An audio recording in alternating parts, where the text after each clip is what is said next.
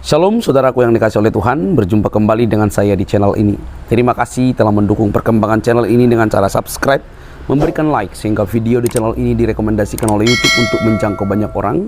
Dan teman-teman juga memberi komentar yang cerdas yang berkaitan dengan video yang saya upload. Dan saya meminta kabar teman-teman supaya mendukung saya dengan cara men-share video dari channel ini di berbagai media teman-teman, sehingga ada banyak orang yang mendapatkan informasi dan kebenaran yang disampaikan melalui channel ini. Tuhan memberkati kita.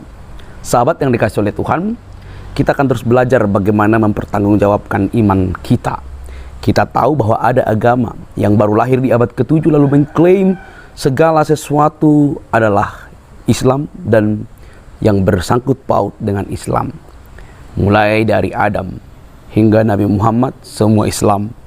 Bahkan yang paling membuat kita harus menahan tawa ketika para ustadz dan para polemikus muslim yang sangat bersikeras mengais bahwa ada nama Nabi Muhammad SAW di dalam Alkitab. Tentu ini adalah harapan di siang bolong, mimpi di siang bolong. Nah, teman-teman, videonya mari kita simak dengan baik.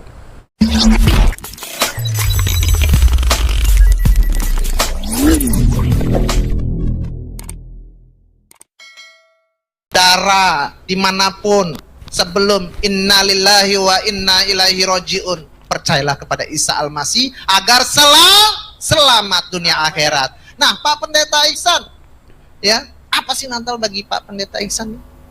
Ya, Assalamualaikum warahmatullahi wabarakatuh. Waalaikumsalam warahmatullahi wabarakatuh. Dimanapun saudara berada yang mendengar dan yang melihat betapa pentingnya Natal itu, bahwa Natal adalah sebuah peristiwa yang sangat spektakuler.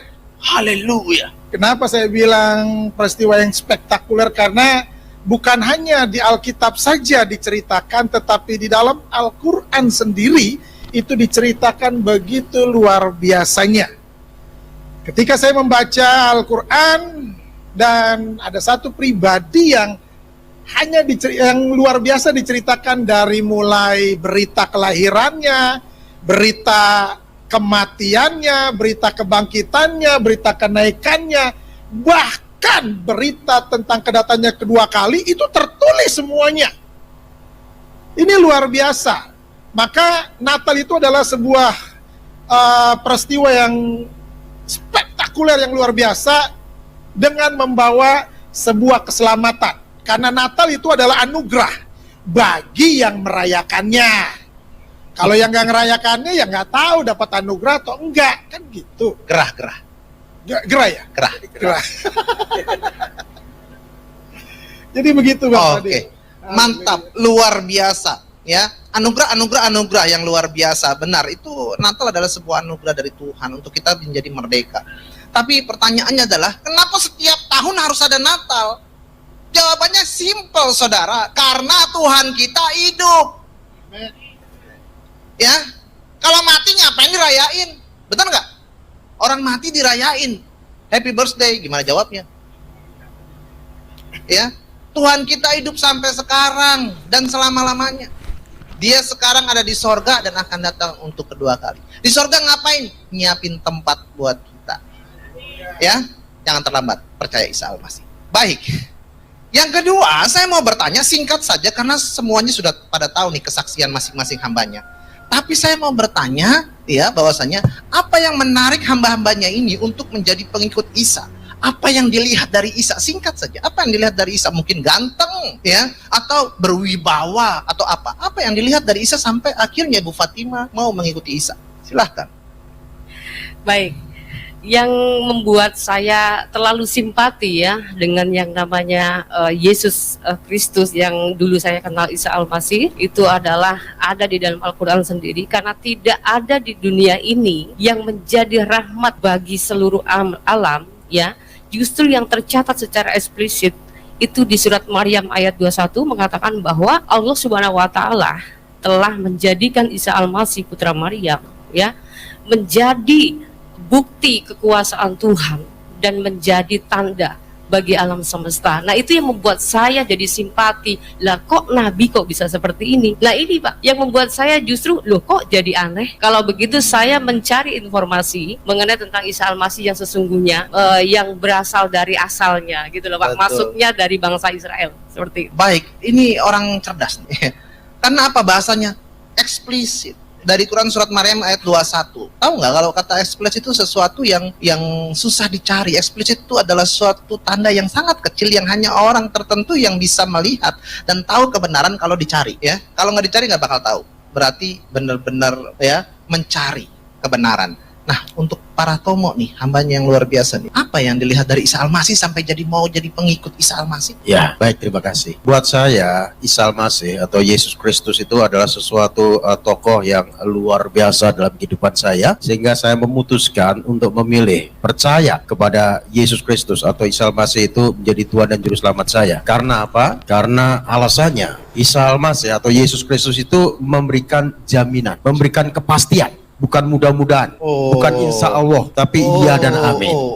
Itu kepastian apa nih? Kepastian untuk memperoleh kehidupan kekal dalam kerajaan surga. Haleluya. Karena yang memberikan kepastian itu hanya Yesus Kristus. Karena dia sendiri katakan dalam Yohanes 14 ayat 6, akulah jalan dan kebenaran dan hidup. Tidak ada seorang pun datang kepada Bapa kalau tidak melalui aku. Lalu Kisah Rasul 4 ayat 12 katakan bahwa keselamatan itu tidak ada di dalam siapapun juga selain di dalam dia, yaitu di dalam Isa Al-Masih atau Yesus Kristus. Haleluya. Ya. Itu yang membuat saya mantap. Kepastian itu ya. Kepastian itu. Karena yang lain nggak memberikan jaminan yang pasti. Hanya Yesus yang ngomong seperti itu. Haleluya, luar biasa ya. Hanya Yesus yang bilang itu. Hanya ya? Yesus. Oke, kalau saya bilang pasti Bapak selamat, percaya nggak? Percaya. Kalau saya yang bilang Pak Fadil nggak percaya saya. Kalau Yesus yang ngomong saya percaya. Kalau Pak Fadil saya nggak percaya. saudara, saya nggak dipercaya, tapi nggak apa-apa. Saudara bisa percaya Tuhan Yesus, jangan percaya saya. Betul kata para tomo. Saya ini sukanya dakwah apa? Beritain, ya. Cuman siar doang. Jangan percaya saya. Karena kalau kita bertumpu pada seseorang, terus orang itu punya kesalahan yang menyakiti saudara, sakit hati sampai sedalam-dalamnya. Tapi Tuhan Yesus nggak pernah buat sakit hati saudara. Amin. Nah, untuk pendeta Iksan nih, apa sih yang dilihat dari Isa Al-Masih Yesus Kristus sampai mau jadi pengikutnya nih? Ya, kalau dari saya sendiri bahwa Yesus itu adalah pribadi yang Sang Maha Guru Agung. Kenapa saya katakan dia adalah pribadi Sang Maha Guru Agung? Pengajarannya begitu luar biasa. Kalau boleh saya bilang ini spektakuler lagi pengajarannya. Sangat luar biasa, saudara. Kenapa? Nggak ada pengajaran berdoalah untuk musuhmu. Yang ada kalau lu beli gua jual ya, apa gua jual gua beli kan gitulah. Senggol bacok lah kayak gitu. Nggak ada satu pengajaran yang mengajarkan berdoalah untuk orang yang menganiaya kamu. Berdoalah untuk orang-orang yang memusuhi kamu. Nggak ada yang mengajarkan apabila ditampar pipi kiri, kasih pipi kanan. Nggak ada. Dunia ini mengajarkan dendam. Dendam kesumat lah, dendam pribadi lah, dendam kelompok lah, bermacam-macam dendam. Dendam nyipelet nggak ada? Nggak ada? Oh, nggak ada. Ya kan? Kalau dia bisa lakukan, gue juga bisa. Kalau dia bisa bacok, gue juga bisa bacok. Tapi Yesus mengajarkan berbeda. Berdoalah untuk musuhmu, berdoalah untuk orang-orang yang menganiaya kamu. Apabila pipi kananmu ditampar, kasih pipi kiri.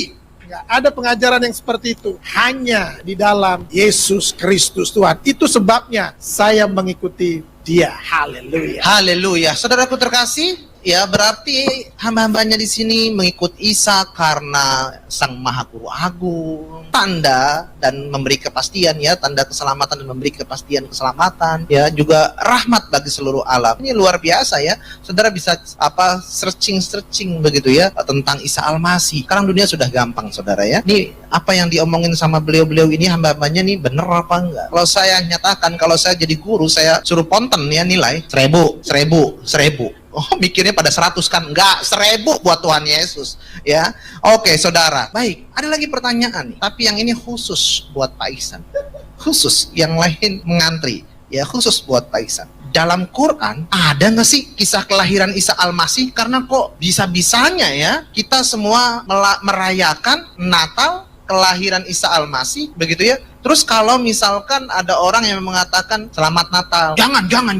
Berarti ya lu mengiyakan kalau Isa Al-Masih lahir, lu sudah seiman, haram, nggak boleh. Nah, padahal ada ya, coba, ada nggak sih? Itu yang saya bilang tadi bahwa perayaan Natal ini adalah perayaan yang sangat luar biasa. Bukan hanya tertulis di Injil saja, tetapi di dalam Al-Quran, di Quran Surat Al-Imran 3:45, itu tertulis di sana. Dikatakan begini, saudara, It's qalatil malaikatu ya Maryamu innallaha yubassuruki bi kalimatin min husmuhul masihu isabnu Maryaman wajihan fid dunya wal akhir. Amin. Amin. Artinya di bawah ini. Jadi ketika itu Al-Quran bilang begini, ketika itu Allah berfirman kepada malaikat Jibril, hai malaikat Jibril, lu datengin deh itu Maryam, dan katakanlah kepada Maryam, innallaha yubassyiriki bi kalimatin min husmul masihu Isa ibnu Maryam. Kasih tahu kepada Maryam, ini adalah kabar baik, ini adalah kabar sukacita, bahwa engkau akan mengandung dan melahirkan seorang anak laki-laki yang bernama Isa. Isa putra Maryam. Dan sudah tertulis namanya Isa, bukan yang lain. Isa putra Maryam. Siapa dia? Dia itu adalah wajihan fid dunya wal akhirah. Dia penguasa dunia akhirat, saudara. Ini pribadi yang luar biasa, saudara. Itu sebabnya Al-Quran mengaminkan bahwa seluruh dunia, siapapun dia yang masih manusia, itu harus merayakan Natal. Yang masih manusia. Kecuali udah berubah. Kan gitu. Kenapa? Karena Al-Quran sendiri sudah menyatakan itu. Kok Al-Quran menyatakan itu ya? Yes, ini hal yang sangat penting. Kenapa yang dibawa? Keselamatan dunia ini. Haleluya. Amin, haleluya. Baik, pertanyaan yang berikutnya. Kembali lagi saya tunjukkan buat Pak Iksan. Apa sih kaitannya Isa Al-Masih sebagai tanda dan keselamatan manusia dari hukuman dosa? Ya kan, itu kan tanda keselamatan buat manusia. Tapi apa hubungannya sama hukuman dosa? Semua manusia telah jatuh dalam dosa dan telah kehilangan kemuliaan Allah. Upah dosa adalah maut. Manusia itu butuh keselamatan. Ketika manusia itu butuh keselamatan, apa yang harus dia lakukan? Dia harus mencari keselamatan itu. Bagaimana caranya mereka mencari jalan keselamatan itu? Ada yang rambutnya dibotakin supaya kudus, ya kan? Ada yang harus menghadap ke arah mata angin, karena di sanalah ada Tuhannya untuk selamat. Lalu ada juga yang harus mengorbankan korban untuk selamat, harus bawa sesajen untuk selamat. Nah, kalau di dalam Yesus itu nggak butuh yang kayak gitu-gitu. Justru ketika manusia tidak menemukan jalan keselamatan itu, apa yang harus mereka lakukan? Mereka harus mencari yang namanya Sirotol Mustaqim. Jalan keselamatan itu penting bagi manusia. Kenapa? Karena di dalam dunia ini cuma dua tempat, surga atau neraka. Nah, semua manusia pengennya ke surga, betul ya? Tapi ingat, kalau mau ke surga, harus kenal sama yang punya surga. Kalau kagak kenal, ya mikir aja sendiri kan gitu. Makanya dia harus hadir ke dunia ini, Tuhan harus jadi manusia. Kenapa? Karena dia sudah mengirim rasul-rasul, sudah mengirim nabi-nabi, tetapi manusia tetap keras kepala. Gak bakalan gue mau, pokoknya gue mau suka-suka gue, semau gue katanya kan. Lalu bagaimana? Nih Tuhan ini punya kasihnya begitu luar biasa. Yang tadi sudah disinggung, karena begitu besar kasih Allah. Apa yang Tuhan mau lakukan nih, manusia ini harus, semuanya nih harus masuk surga. Karena neraka diciptakan untuk setan, untuk gondoruo, untuk iblis, bukan untuk manusia. Manusia ditempatkan semuanya masuk surga, amin. Tapi yang bagaimana dulu? Nah itu kemauannya Tuhan, itu hatinya Tuhan. Tuhan mau semua manusia itu masuk surga. Bagaimana caranya untuk Tuhan menyelamatkan manusia? Dia harus jadi manusia. Kenapa harus jadi manusia? Karena yang diselamatkan manusia, bukan monyet. Tapi yang diselamatkan manusia, itu sebabnya dia harus jadi manusia. Makanya ada yang bilang, Tuhannya orang Kristen melucu jadi manusia. Suka-suka dia. Dia mau jadi apa ke suka-suka dia? Ya puji Tuhan, yang diselamatkan target utamanya adalah manusia, maka dia harus jadi manusia dengan bahasa manusia, dengan gaya hidup seperti manusia. Nggak mungkin dia datang sebagai roh. Kenapa? Ngeri. Ada suara, nggak ada wujud. Budi, ada suaranya, tapi nggak ada wujudnya. Bahaya kan ini? Nggak mungkin juga dia tiba-tiba datang, sering, Jadi manusia dewasa. Kenapa? Karena manusia selalu mencari silsilah. Dia anak siapa? Bapaknya siapa? Tapi ada tuh yang model kayak gitu, Bang. Ada ya? Mr. Bean. Tuh, Jatuh. itu manusia nggak jelas. Maka hidupnya juga nggak jelas. Yesus harus jadi manusia dengan bahasa manusia. Untuk tujuannya cuma satu, manusia harus diselamatkan dan dibawa ke surga. Makanya ini manusia yang sangat suci. Al-Quran bilang begini, saudara. Di dalam Quran surat Maryam 19 ayat 19 dibilang begini. Qala innama ana rasulu rabbika li'ahaba laki gulaman zakiyya. Artinya begini, ketika malaikat Jibril diutus oleh Allah kepada Maryam, Jibril bilang begini, sesungguhnya aku hanya utusan Allahmu, aku hanya utusan Tuhanmu. Ini kata Jibril. Untuk apa? Untuk menyampaikan anugerah kepadamu. Apa anugerahnya? Seorang anak laki-laki yang suci. Artinya, Yesus ini bukan manusia berdosa dan tidak ada dosa di dalam hidupnya. Itu sebabnya dia harus menyelamatkan. Kenapa dia harus menyelamatkan? Karena dia nggak berdosa. Yang bisa menyelamatkan manusia adalah orang yang nggak berdosa. Contoh, kalau saudara punya hutang, siapa yang harus bisa membayarnya? Tentunya orang yang nggak punya hutang dan bersih dari hutang. Kalau lu masih punya hutang, lu lalu mau bayarin orang yang punya hutang, gigi lu. Kenapa harus gigi? Lu aja masih punya hutang, lu mau bayarin hutang gue? Yesus itu bisa menyelamatkan. Kenapa? Itu sebabnya dia disebut sebagai juru selamat. Kenapa disebut sebagai juru selamat? Karena dia tahu keselamatan. Orang itu nggak bisa disebut sebagai juru bicara kalau ngomongnya kagak jelas. Assalamualaikum, mama imu. Lah bagaimana dia disebut sebagai juru bicara? Mama imu yang mama ayah malam ini ayah mau menyampaikan dari mama Ferdinand. Lah, nggak bisa disebut sebagai juru bicara model begini, saudara. Amin. Yesus disebut sebagai juru selamat. Kenapa? Karena dia tahu jalan keselamatan. Haleluya. Nggak ada lain lagi. Di bawah kolong langit ini tidak ada nama lain yang dapat menyelamatkan seisi dunia. Itu sebabnya dia harus turun ke dunia ini untuk menyelamatkan manusia. Haleluya. Ya, beri kemuliaan buat Tuhan. Jangan terlambat, saudara, dimanapun. Sebelum innalillahi wa inna ilaihi roji'un, percayalah kepada Isa Al-Masih agar selamat dunia akhirat.